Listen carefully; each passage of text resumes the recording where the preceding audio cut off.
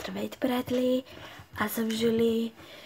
Говоря малко тихо, защото мама е в другата стая, а правя подарък за нея за 8 марта. Знаете, че наближавам и искам да ни направя подарък. Аз ще направя нещо като бурканче вътре, което като тръскате и така ще стане интересно. Ще ни трябва някаква кутийка такава.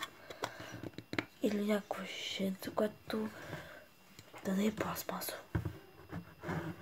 Аз тук си държа водата, защото ще ми трябва вода, бебешко олио, може и обикновено олио, но обикновеното олио.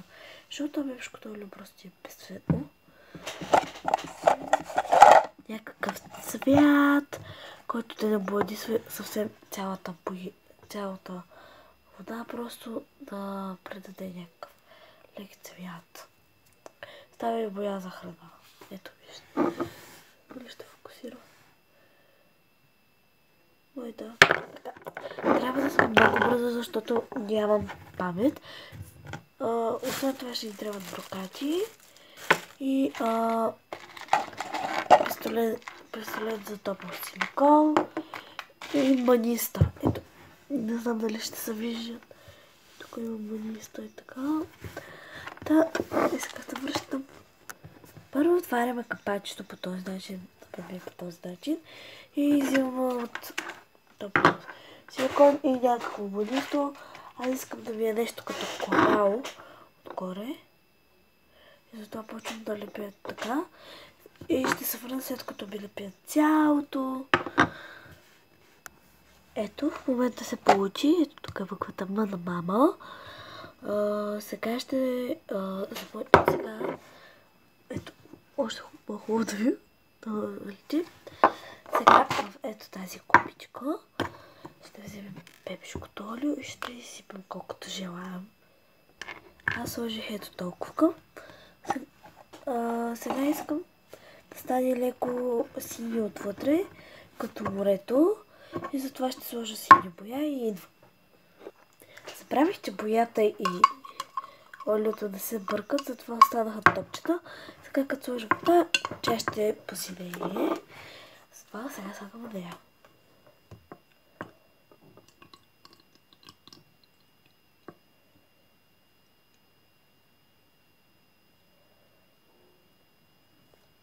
Ето. Още малко дори бих сложила аз. Да стане по-красиво. Вижте. Сега е тук отгоре е олиото. Пълно бъркам, защото страх, че стане нещо. То повече заприличано на дъното на някой океан. И там ще са... Сега ще сложа бял брокат. Това да се вижи. Ето.